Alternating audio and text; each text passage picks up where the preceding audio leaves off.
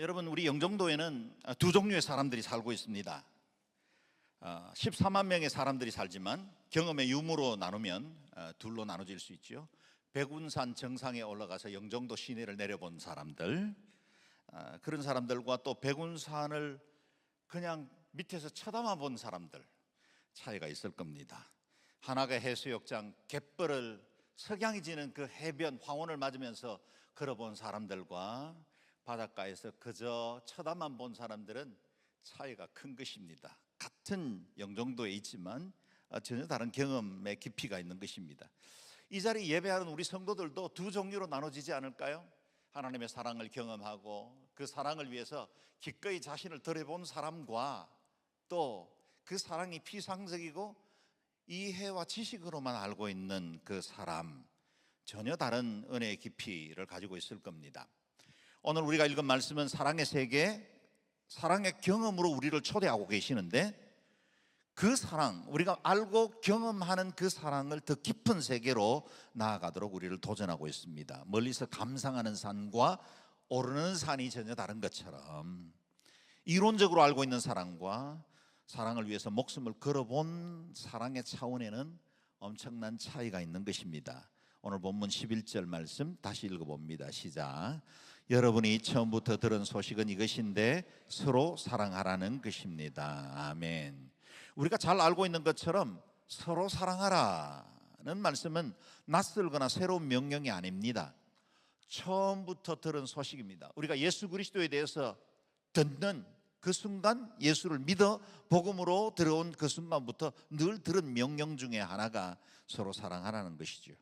또한 우리 자신도 누군가에게 하나님의 사랑은 이런 것이고 이렇게 사랑해야 한다고 말해본 적이 있을 겁니다. 어쩌면 사랑하라는 말을 너무 많이 들었고 너무 익숙한 말씀이기에 이제는 점차 그 사랑에 무감각해지고 있는 건 아닌가 우려가 들 정도입니다. 그럼에도 일평생 그리스도와 복음을 위해서 살았던 노년의 사도 요한은 다시 기본, 곧 믿음의 본질인 사랑을 회복하라고 독려합니다. 서로 사랑하라. 첫 자리로 돌아가야 한다. 그 사랑에서 다시 출발해야 한다라는 겁니다. 전성에 의하면 사도 요한이 임종을 앞두고 있을 때 제자들이 그를 둘러싸서 스승님이 남길 마지막 유언을 요청했다고 합니다. 그때 요한은 제자들을 둘러보면서 사랑하라는 말 외에 내가 여러분에게 남길 말들이 교훈이 무엇이 있겠습니까? 라고 되물었다 합니다. 적어도 사랑에 관한 한 요한 1서보다 더 강하고 레디컬한 말씀이 없을 듯 싶습니다. 그래서 요한 1서는 엄청난 사랑의 도전 앞으로, 그 사랑의 벼랑 끝으로 우리를 몰고 갑니다. 요한은 서로 사랑하라는 이 말씀을 통해 우리를 이전에 있었던 한 구약의 사건으로 초대하고 있죠. 가인의 사건입니다. 창세기 4장이죠. 12절에서 15절 말씀 읽어봅니다. 시작. 우리는 악한 자에게 속해 자기 동생을 죽인 가인처럼 되지 말아야 합니다. 대체 왜 가인이 동생을 죽였습니까? 그것은 자기의 행위는 악하고 동생의 행위는 의로웠기 때문입니다. 형제들이여, 세상이 여러분을 미워하더라도 이상하게 여기지 마십시오. 우리가 알다시피 우리는 죽음에서 생명으로 옮겨졌습니다. 이것을 아는 것은 우리가 형제를 사랑하기 때문입니다. 사랑하지 않는 사람은 죽음에 머물러 있는 사람입니다. 누구든지 자기 형제를 미워하는 사람은 살인자입니다. 여러분이 알다시피 살인자는 누구든지 그 안에 영생을 소유하지 못한 사람입니다. 가인과 아벨은 아담과 하와에게서 출생한 첫 형제들이죠. 그런데 형인 가인은 자신이 드린 제사는 하나님께서 받지 않으시고 동생 아벨의 제사만 흠향하시는 것에 시기가 나서 동생을 돌로 쳐 죽입니다. 아담과 하와가 범죄한 이후에 첫 번째 드러난 죄의 결과 중에 하나이죠. 사도 요한은 인류에 일어난 이 첫 번째 비극의 원인을 악에 의한 의의 타살이라 그렇게 증거합니다. 형 가인은 동생 아벨의 의로움을 참을 수가 없어서 죽이게 되었습니다.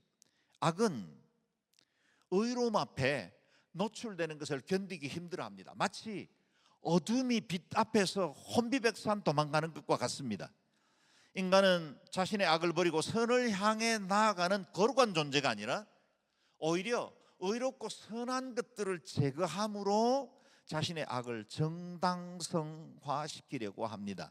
그 때문에 사도 요한은 세상이 여러분을 미워하더라도 이상하게 여기지 말라고 하십니다. 이유가 무엇일까요? 14절 말씀 그대로지요. 우리가 알다시피 우리는 죽음에서 생명으로 옮겨졌기 때문입니다. 우리는 죽음에서 생명으로 옮겨졌고 어둠에서 빛으로 옮겨졌습니다. 세상은 특별한 이유도 없이 신앙 공동체와 그리스도인들을 미워하고 증오할 때가 많습니다. 우리는 빛 가운데 거하게 되었고 자신들은 아직 어두운 가운데 있기 때문에 빛 가운데 드러난 존재들을 미워하고 시기하는 게 많습니다. 특히 익명성이 보장된 인터넷 공간에서는 기독교에 관한 기사만 뜨면 벌떼같이 달려들어서 모함하고 비난의 말들을 퍼붓습니다. 얼마 전에 우리 온누리교회와 신동아 건축에 관한 갈등이 있어서 그에 관한 기사가 신동아의 요청으로 해서 하나 올라왔습니다. 그 밑에 댓글을 보고 너무 마음이 아팠어요. 그야말로 벌떼와 같이 달려들어서 교회를 비난하고 온누리교회와 그 성도들의 그 거룩하고 신실한 삶을 전혀 악하고 오염된 것들로 그렇게 매도하는 것들을 보면서 너무 마음이 아팠습니다. 마치 물어 떠들이는 들개들을 피해서 우리가 도망을 가는데 도망을 가다가 안전한 철망 뒤에 몸을 피하게 됐을 때 철망 밖에서 짖어대는 들개와 같습니다. 우리는 구원받고 영생을 얻어 빛 가운데로 피하게 되었습니다. 우리를 추격하던 옛 주인이었던 사망이 이제 더 이상 우리를 물어 뜯을 수 없기 때문에 바깥에서 계속해서 어르렁대는 것입니다. 빛에 속한 자로서 우리가 겪어야 할 당연한 일들 중에 하나입니다. 그러나 우리에게 직접적으로 위해를 가할 수는 없는 철망 바깥에서 요란하게 짖고 있다는 사실도 우리는 기억해야 합니다. 두려워하지 않아야 합니다. 그러므로 그리스도인은 더 높은 사랑의 차원, 그 공동체를 향해서 끊임없이 나아가야 합니다.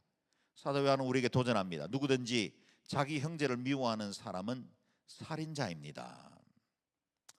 미움은 살인의 뿌리가 되어 있죠.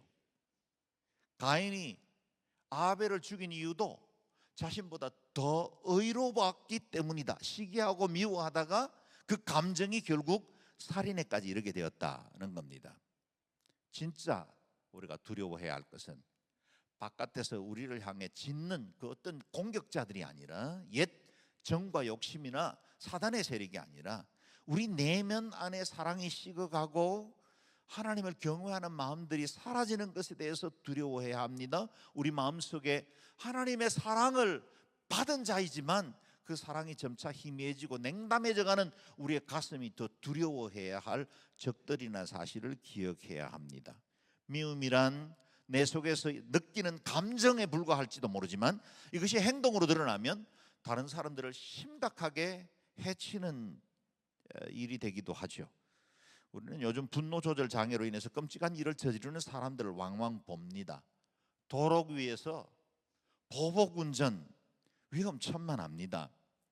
자신에 대해 나쁘게 말한 여직원에게 신나를 붓고 불을 지르는 일도 있었습니다. 순박한 시골 마을에서 회관에서 사이다에 농약을 탄 것으로 40-50년을 함께 살아온 동네 어르신들을 살해하는 일들도 일어납니다. 미국에서는 하루가 멀다 하고 총기 사고가 일어납니다. 며칠 전 친부의 학대로 어린 아기가 죽은 이야기를 우리는 보도로 보고 있죠.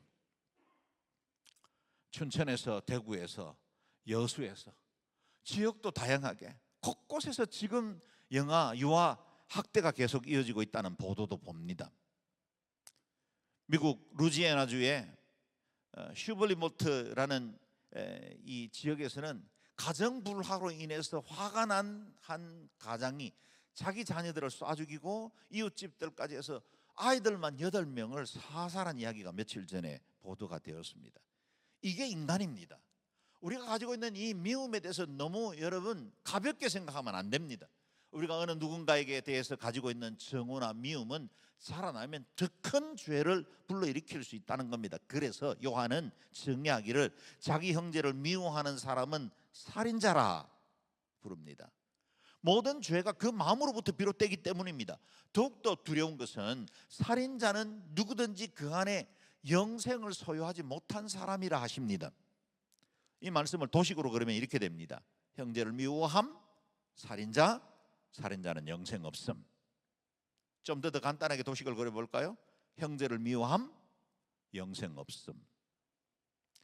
이렇게 도식을 그려놓고 보면 우리는 적잖이 심각한 상황에 직면하게 된다는 사실을 알게 됩니다.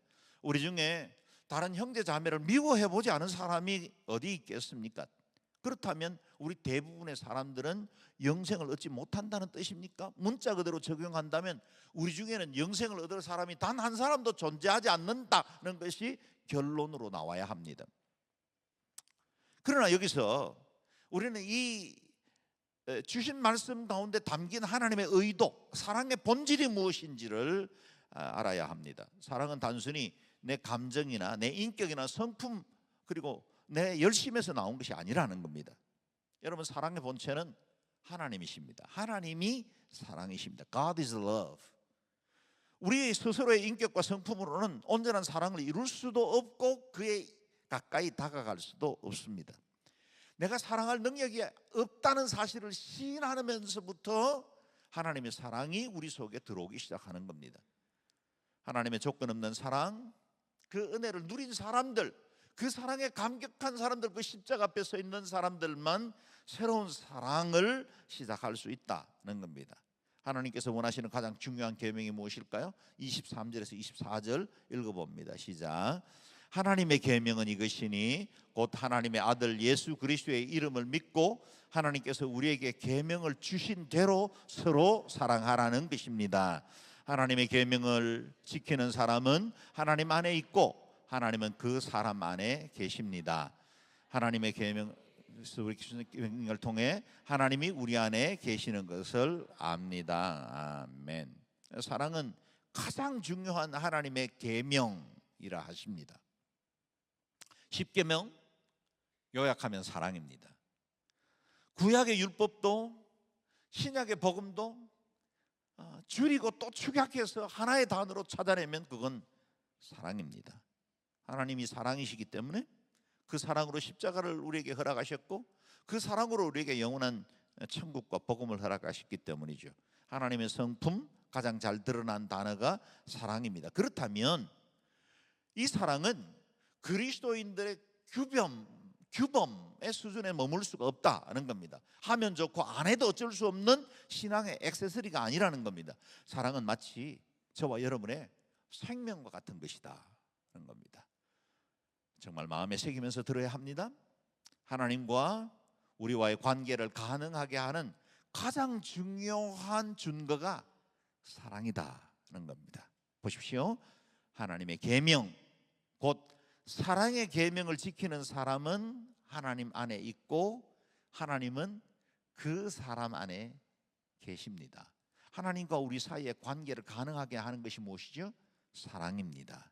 마치 주님께서 내가 거룩하니 너희도 거룩하라 말씀하신 것과 같이 하나님은 당신의 형상으로 지음받은 우리가 하나님이 사랑이시듯이 우리도 사랑의 자리에 이르기를 원하신다는 겁니다.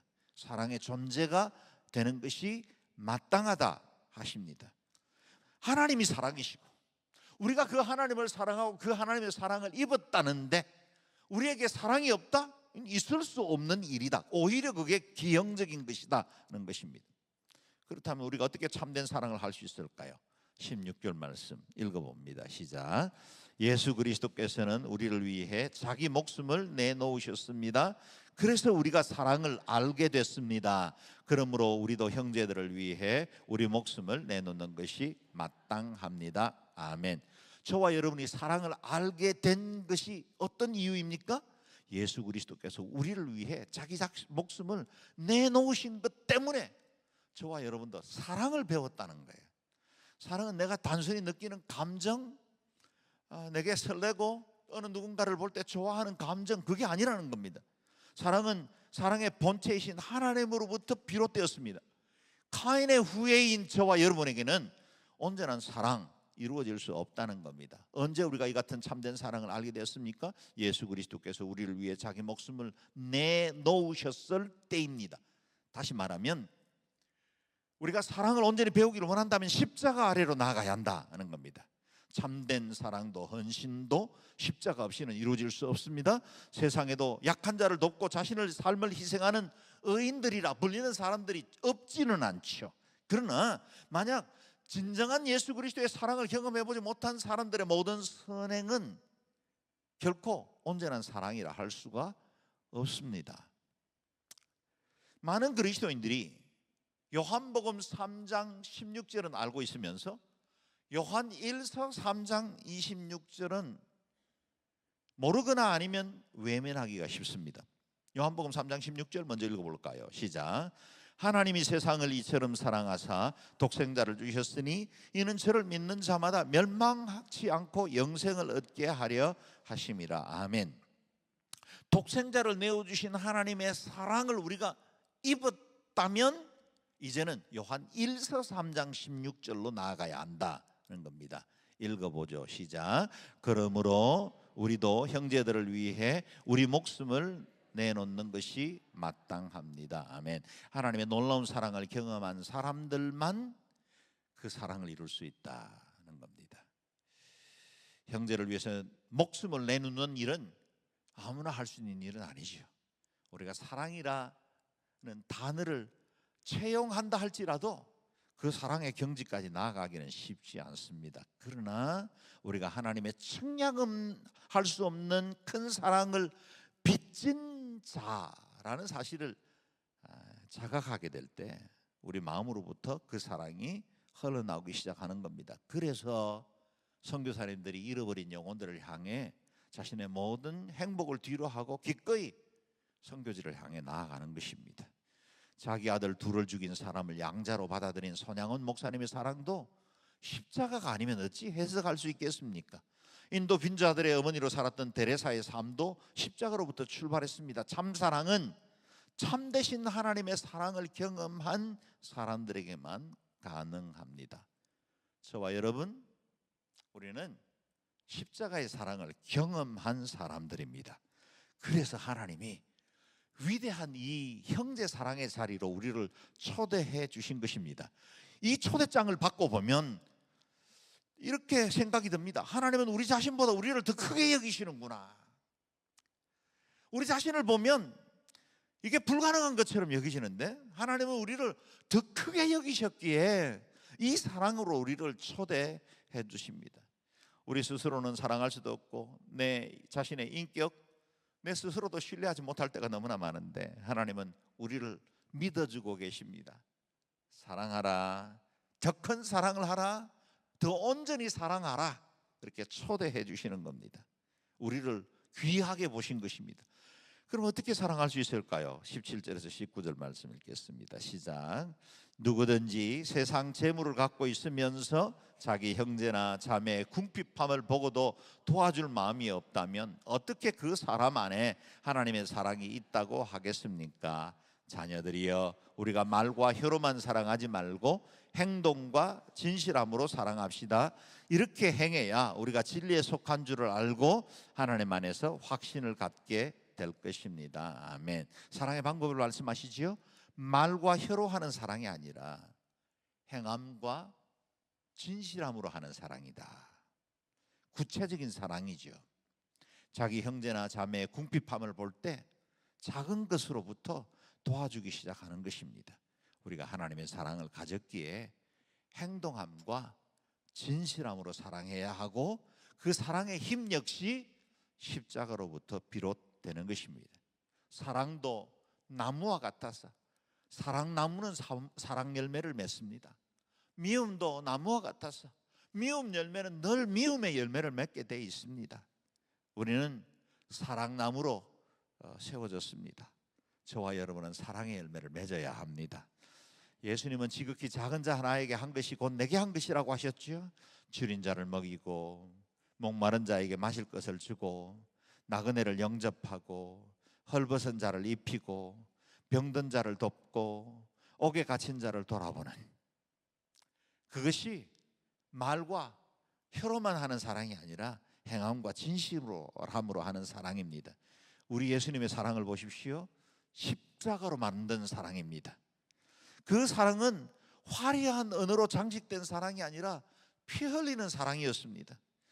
이론과 철학적인 사랑이 아니라 채찍에 맞으시고 손발을 못에 박으시는, 대못에 자신의 손과 발을 내어주시는 사랑입니다. 그리스도의 사랑은 실제이고 실상이 되었습니다. 그래서 야고보 선생은 영혼이 없는 몸이 죽은 것 같이 행함이 없는 믿음은 죽은 것이라 하셨습니다. 우리가 너무나 잘 아는 고린도전서 13장 사랑장에도 이렇게 말하고 있죠. 사도 바울은 산을 옮길 만한 믿음이 있을지라도 사랑이 없으면 아무것도 아니요 모든 것으로 구제하고 내 몸을 불살라 내어줄지라도 사랑이 없으면 아무 유익이 없다. 울리는 꽹과리와 같다 하십니다. 사랑은 엄청난 부담이면서 동시에 최고의 기쁨의 경지로 우리를 안내합니다. 사랑하면 행복해집니다. 시인 유치환의 행복 이렇게 시작하지요.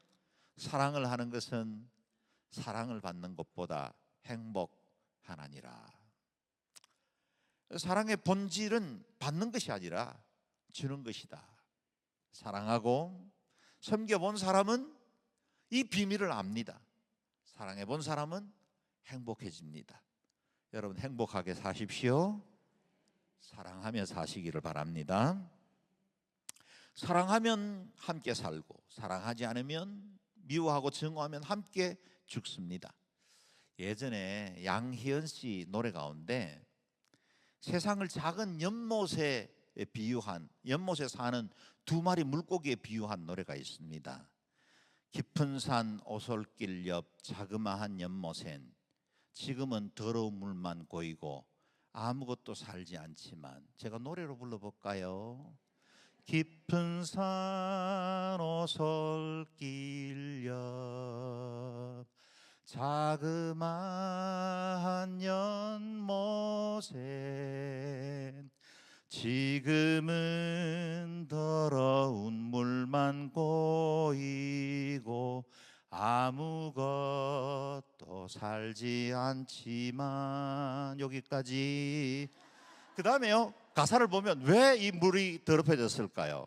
먼 옛날 이 연못엔 예쁜 붕어 두 마리 살고 있었다고 전해지지요. 깊은 산 작은 연못. 그런데 어느 맑은 여름날 연못 속에 붕어 두 마리 서로 싸워 한 마리는 물 위에 떠오르고 여린 살이 썩어 들어가 물도 따라 썩어 들어가 연못 속에 아무것도 살 수 없게 되었죠. 깊은 산 오솔길 옆 자그마한 연못엔 지금은 더러운 물만 고이고 아무것도 살지 않죠.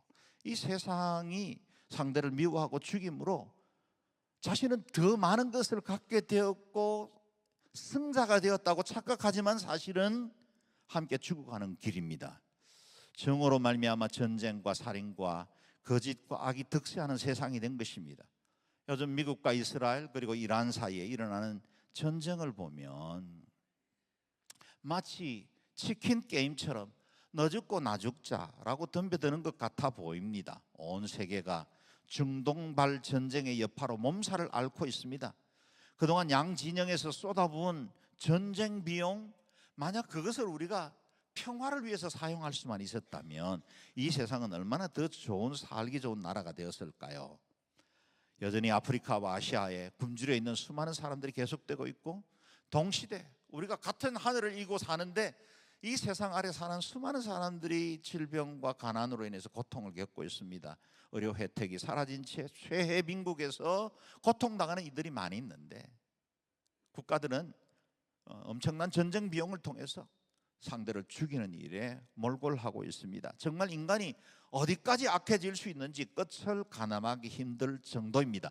이 전쟁에 대해서 어떤 의의를 부여하고 해석하려고 하지 말고 전쟁 자체를 보십시오. 그러면 정말 끔찍한 비극이고 깊은 산 숲속에 있는 작은 연못 같은 느낌이 들 정도입니다. 우리 개인의 마음을 봐도 역시 동일한 절망이 들죠. 이 사랑의 명령 앞에 떳떳한 사람이 누가 있겠습니까? 그 누구도 자신 있게 나는 사랑하고 살고 있다라고 말할 수 있겠습니까? 그럼에도 불구하고 오늘 본문은 예수 그리스도의 사랑으로 거듭나 이제는 하나님의 자녀가 된 우리에게 다시 한번 도전합니다. 서로 사랑하라. 격려할 수 있는 이 근거가 있다면 하나님께서 우리를 사랑하셨고 또 우리의 연약함도 다 아시기 때문이다는 겁니다. 20절 22절 같이 읽어봅니다. 시작. 혹시 우리 마음에 가책을 받는 일이 있다 할지라도 우리가 확신을 가져야 할 것은 하나님은 우리의 마음보다 크시고 모든 것을 아시기 때문입니다. 사랑하는 여러분, 만일 우리 마음에 가책받는 일이 없다면 우리는 하나님 앞에서 떳떳하고 우리가 구하는 것은 무엇이든지 하나님에게서 받습니다. 우리가 하나님의 계명을 지키고 하나님 안에서 기뻐하시는 일들을 행하기 때문입니다. 아멘. 우리가 사랑해서 정말 하나님 기뻐하시는 삶을 살고 성품을 가져서 가책받는 일이 없다면 그야말로 하나님과 온전한 연합을 이루고 하나님 베풀어 주시는 그 모든 상급 기도의 응답들을 그대로 받겠지만, 그러나 혹 우리 마음에 가책받는 일이 있다 할지라도 우리가 확신할 수 있는 것은 이 예배를 마치기 전에 우리 자신에 대해서 다시 한번 확신해야 하는 일이 있다면 그건 하나님께서 우리의 마음보다 크신 분이시고 모든 것을 아시는 분이시다. 우리 하나님은 우리를 사랑하시되 우리의 자격과 조건을 보지 않으셨다는 겁니다. 원수 되었을 때, 연약할 때, 그리고 우리가 아직 자격이 없을 그때 우리를 사랑하시고 당신의 사랑을 드러내신 분이십니다. 그러므로 우리가 아직 사랑에 자신이 없지만 주님께서 다시 사랑의 자리로 초대하시는 것입니다. 우리 마음보다 크시고 연약함을 아시는 하나님께서 우리를 여전히 사랑하시고 우리에게 사랑을 새롭게 회복하기를 원하십니다.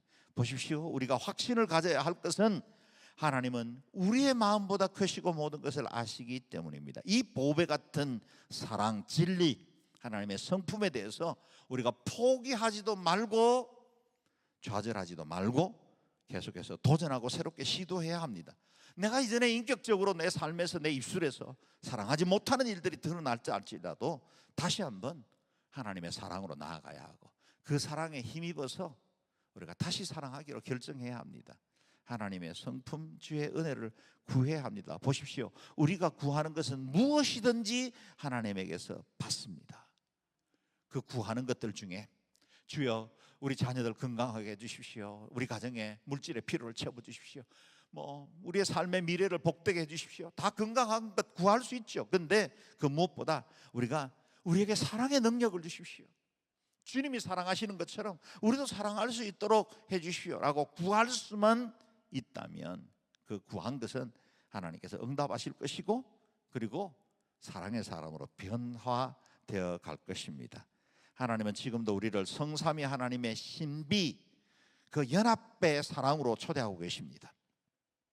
여러분 아십니까? 우리가 천국 가면 다른 어떤 일보다 유일하게 남아있는 이 땅에 일이 있다면 그건 사랑하는 일일 겁니다.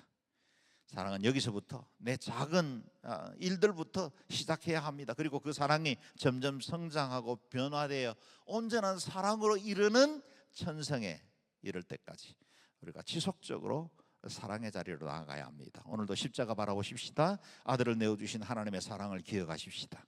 오늘 작은 일에서부터 진실한 사랑을 실천하는 저와 여러분 되시기를 주의 이름으로 축원합니다.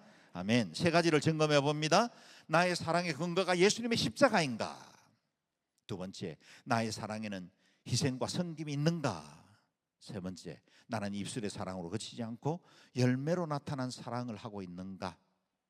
이를 통해 저와 여러분의 사랑이 깊어지고 주님과 온전한 연합을 이루고 그 사랑을 이루어 나가는 복된 삶 되시기를 주의 이름으로 축원합니다. 아멘. 기도하겠습니다. 이 시간에 기도할 때 하나님 우리에게 사랑할 수 있는 힘과 능력을 허락하여 주옵소서. 거룩한 성품 주소서. 그리스도를 닮아가게 하소서. 말과 혀로만 하는 사랑이 아니라 실천하는 사랑, 몸의 사랑, 작은 일부터 시작하는 사랑, 천국에 합당한 사랑 이루어 나갈 수 있도록 은혜를 더하여 주옵소서. 주의 이름 한번 부르 같이 기도합니다. 주여